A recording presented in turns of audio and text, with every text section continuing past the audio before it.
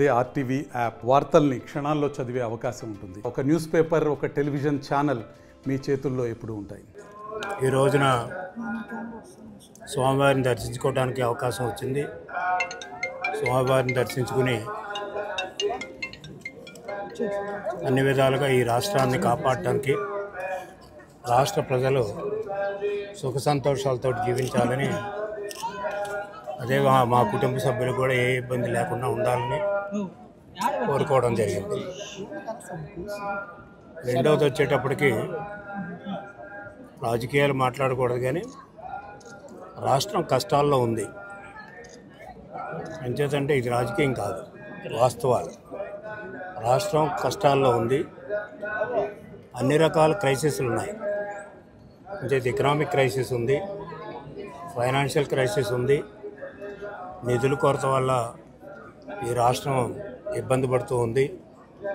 మరొకవైపు ప్రజల యొక్క సమస్యలు, రాష్ట్ర యొక్క సమస్యలు విపరీతంగా ఉన్నాయి. ప్రజల యొక్క ఆస్పిరేషన్స్ కూడా ఎక్కువగా ఉన్నాయి. అటు ప్రజల యొక్క కష్టాలు తీరాలన్నా, ఇటు ప్రభుత్వం యొక్క ఇబ్బందులు తీరాలన్నప్పుడు కూడా వెంకటేశ్వర స్వామి యొక్క ఆశీర్వచనం చాలా ముఖ్యం. అందుచేత వెంకటేశ్వర స్వామి యొక్క ఆశీర్వచనం తీసుకుంటే ప్రభుత్వం యొక్క కష్టాలు తీరటానికి, కొంతమంది అంటారు గవర్నమెంట్ వచ్చింది కదా ఇమీడియట్గా తీరిపోవాలి. ఇమీడియట్గా తీరే కాదు కష్టాలు. మన కుటుంబ సమస్యలే ఇమీడియట్గా తీర్చుకోలేము కదా, కొంత టైం పడుతుంది. దానికి భగవంతుడి యొక్క ఆశీర్వచనాలు కావాలి. ఏ మతాలు అనేది కాదు, భగవంతుడి యొక్క ఆశీర్వచనాలు కావాలి. అంచేత ఆశీర్వచనం ఉంటే తప్పకుండా అన్నీ కూడా నెరవేరుతాయి. ప్రజలు ఆశించింది నెరవేరుతుంది. అదేవిధంగా ప్రభుత్వం క్రైసిస్ నుంచి బయటికి రావడానికి కూడా ఒక క్రైసిస్ కాదు, ఎకనామిక్ క్రైసిస్ అంటే ఈనాడు ఆర్థిక వ్యవస్థ చిన్నాభిన్నం అయ్యింది. దాన్ని రికవరీ చేయాలి. అది ప్రభుత్వం యొక్క బాధ్యత. ఒక్క ప్రభుత్వం యొక్క బాధ్యతే కాదు, భగవంతుడి యొక్క ఆశీర్వచనం కూడా కావాలి. అదేవిధంగా రెండవది ఫైనాన్షియల్ క్రైసిస్. ఈనాడు ఖజానా ఖాళీగా ఉంది. కోరికలు అయితే విపరీతంగా ఉన్నాయి. కోరికలు తగ్గట్టు మనకు ఆదాయం వస్తుందంటే ఆదాయం రావడం లేదు. అందుకనే ఫైనాన్షియల్ క్రైసిస్ అంటే డెఫిసిట్స్ విపరీతంగా ఉన్నాయి.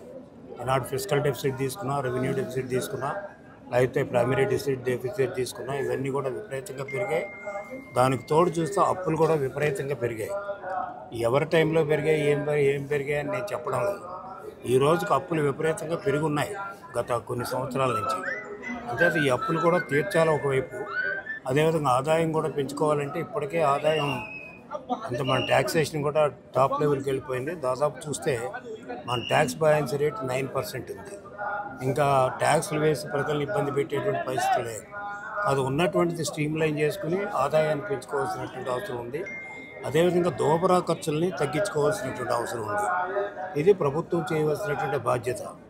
అంచేత ప్రభుత్వానికి ఇవి చేసుకోవాలి. భగవంతుడి యొక్క ఆశీర్వాదం ఉండాలని మనస్ఫూర్తిగా కోరుకుంటున్నా. రెండవది వచ్చేటప్పటికి ఈనాడు దేవస్థానం నేను వచ్చి దాదాపు ఇంతకుముందు 5-6 సంవత్సరాలు అయ్యి ఉంటుంది. బహుశా ఎలక్షన్ ముందు ఇప్పుడు 5 సంవత్సరాల క్రితం వచ్చా. అప్పటికి ఇప్పటికీ కూడా కొంత మార్పు కనిపిస్తుంది. ఎందుచేతంటే ఏదైనా మార్పు రావాలనుకున్నప్పుడు, ఏదైనా రిఫార్మ్ రావాలనుకున్నప్పుడు, ఏదైనా చేంజ్ రావాలనుకున్నప్పుడు అధికారుల యొక్క మనస్తత్వాలు ఉండాలి. ఎందుచేతంటే భక్తితో ఉండాలి అధికారులు.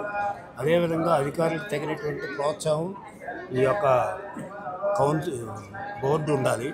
బోర్డు సభ్యులు కూడా ఆ విధంగానే వచ్చారు.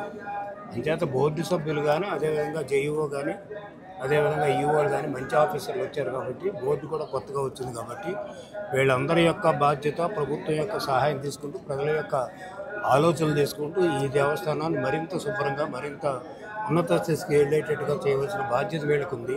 మరిన్ని వీడియోస్ కోసం ఛానల్ ని సబ్స్క్రైబ్ చేయండి. లేటెస్ట్ అప్డేట్స్ కోసం వాట్సాప్ ఛానల్ ని ఫాలో అవ్వండి. ఆ లింక్ డిస్క్రిప్షన్ లో ఉంది.